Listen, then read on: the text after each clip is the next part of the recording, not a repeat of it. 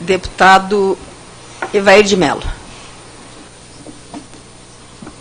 Deputada Tereza, parabéns pela condução do trabalho. Odilon, Mariana, novos colegas deputados.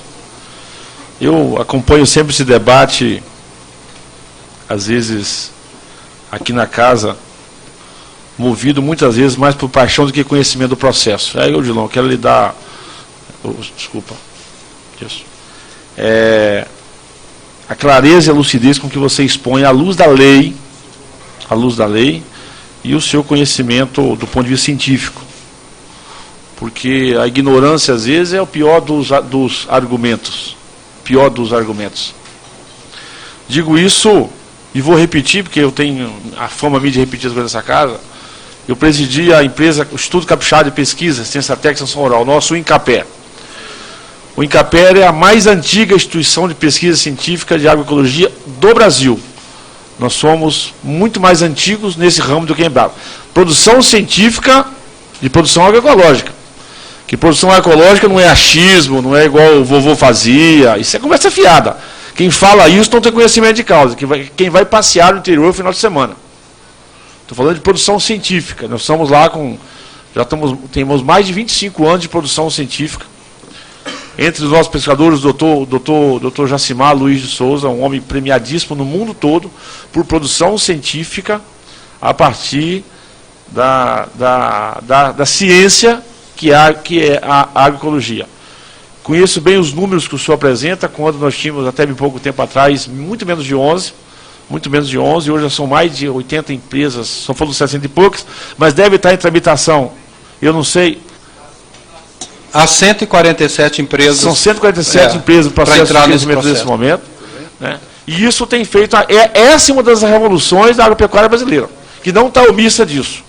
Infelizmente, até hoje de manhã eu estive na Anvisa, e a Anvisa que está mais... A Anvisa tem hora que opera como se ela fosse um membro fora do corpo, né? É uma equipe técnica brilhante, mas com decisões políticas infelizes e até irresponsáveis. Tentaram me convencer hoje de manhã que o único país que aplica a legislação de um caso específico que estava tratando era o Canadá. Então a Anvisa se baseou na legislação canadense. A Alemanha não exige, o Japão não exige, os Estados Unidos não exige, a França não exige, a Suíça não exige, a África não exige, o Canadá exige, então a Anvisa, eles decidiram, os técnicos lá, que vão regulamentar a partir de uma decisão da Anvisa canadense. Isso mostra a miopia de quem às vezes decide por alguma coisa nesse país sem a luz da lei. Pautando principalmente na ciência e tecnologia. Quem tem que dar resposta é a ciência e a tecnologia. Ou nós fazemos isso, ou para com o discurso que a educação é importante. Porque eu não aguento mais aqui nessa casa gente falando educação, educação, educação, educação. E não aceita aquilo que a ciência entrega, que a pesquisa entrega. Olha, meus senhores, ciência e tecnologia é o extremo do ponto de vista acadêmico daquilo que o conhecimento aplicado pode produzir. Então vamos deixar alguns momentos de dar algumas viagens ao longo do tempo e fortalecer cada vez mais o nosso sistema de vigilância correto. Aí eu quero saudar a Mariana. Recentemente eu tive... com os diplomatas de Genebra, onde está a indústria química, viu, Colato? Brilhante trabalho que eles fazem. Né? A diplomacia brasileira que cuida da indústria química, está lotada em Genebra, estive recentemente com eles. Fiquei encantado pela qualidade, né, do Itamaraty de conhecimento, de causa, de informação. Itamaraty que foi abandonado. Embaixadores que não puderam nos receber da forma que gostaria, porque as nossas embaixadas estão abandonadas. E aí é que cuida dos alimentos, cuida da agricultura, cuida da indústria química, cuida da OIT, estavam abandonados, dando dó. A diplomacia brasileira talvez seja um dos órgãos mais sucateados ao longo dos últimos anos. Isso entristece, porque a gente perde essa visão do macro. Ou seja, mas fazer esse registro, inclusive nós estamos agora com problemas orçamentários, nossas redes de cabo de fibra ótica que interligam as nossas instituições de pesquisas, as nossas universidades, os nossos institutos federais. a Rede Nacional de Ensino e Pesquisa, que é uma organização social vinculada ao Ministério da Ciência e Tecnologia, ficou sem orçamento. E nós estamos perdendo a conexão, o diálogo, na verdade essa conexão é o diálogo, ao longo do processo, entre todos os cursos do Brasil, muito mestrado, doutorado, trabalho científico, de monitoramento. Digo isso porque eu venho do estado do Espírito Santo, e nós fomos os pioneiros para a exportação de fruta para o mercado americano, quando do mamão papaya.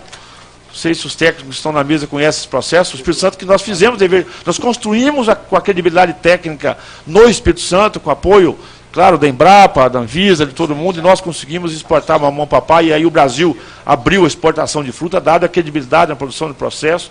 Os nossos técnicos são confiáveis, os nossos processos, o rigor brasileiro, ele é eficiente quando feito à luz da ciência. É muito triste saber que a nossa rede, que só no caso do nosso Espírito Santo, ficou aí no ano passado sem ser lembrado para o nosso orçamento, e a nossa Rede Nacional de Ensino Técnico e Pesquisa, que interligam, na verdade, Universidade, Instituto Federal, o nosso centro de pesquisa, estão sendo desligados nesse momento porque gestores anteriores foram irresponsáveis no dar orçamento e agora expõem o Brasil quase que ao ridículo. Um país no campo, que trabalha, que produz diversidade, está fazendo sim uma evolução de uma agricultura cada vez mais sustentável, tanto do ponto de vista de manejo de água e solo, de aplicação defensiva, de máquinas, equipamento, tecnologia. Ou seja, é uma evolução, nós éramos, né, muito atrasado até um pouco tempo atrás, mas essa evolução é crescente. O senhor disse muito bem. E muitos desses produtos que o senhor disse que a curva é crescente hoje, né, dessa agricultura, esses produtos biológicos, ou colato, sendo aplicado naquilo que nós chamamos na nossa agricultura convencional, porque os agricultores têm responsabilidade. Quem está produzindo não está brincando de achar que vai envenenar alguém, vai vender veneno enganado, não. Isso é jogar dinheiro fora. Não tem menino nessa história, não. Porque sabe o que é um container, sabe o que é um container de soja embarcado aqui, que volta. Sabe o que é um container de café embarcado aqui, está no porto do Japão e voltar atrás. Sabe o que é um container de carne para a Europa e voltar? O produtor não é maluco, não tem menino nessa história. Não tem ninguém enganando ninguém. Nós precisamos de deixar uma defesa aqui, eu quero fazer essa fala novamente, para que possamos fazer esse esforço, dar condições ao Itamaraty, a nossa embaixada, brilhantemente disso, aos nossos técnicos do Ministério, chamar a nossa Anvisa para conversar com o setor produtivo, para poder entender a lógica, e o Brasil pautar o mundo. E parece ser pautado aqui por algumas ONGzinhas, igual uma ONG recentemente, que foi falar de trabalho escravo.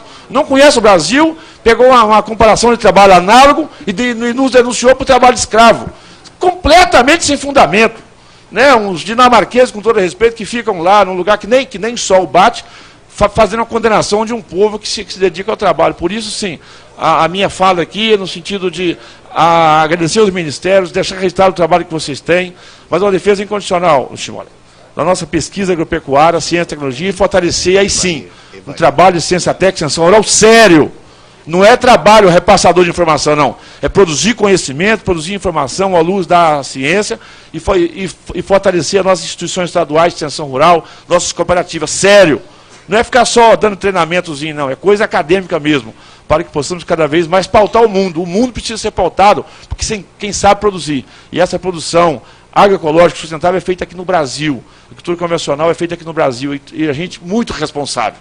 Dizer aqui, acusar aqui, é não ter conhecimento. Digo isso com quem presidiu a empresa de pesquisa, que presidiu o Conselho Nacional de Pesquisa Agropecuária. Sou filho de agricultor, sou técnico agrícola, né, sou instrutor do nosso Senar, né, trabalho com o Sebrae, com tudo isso mais, e venho na bagagem que é possível, sim, fazer um gesto com boa vontade, com espírito, desarmar, né, o discurso e entregar práticas sustentáveis à luz da ciência, para que o Brasil possa pautar cada vez mais o movimento da agricultura mundial. Muito obrigado.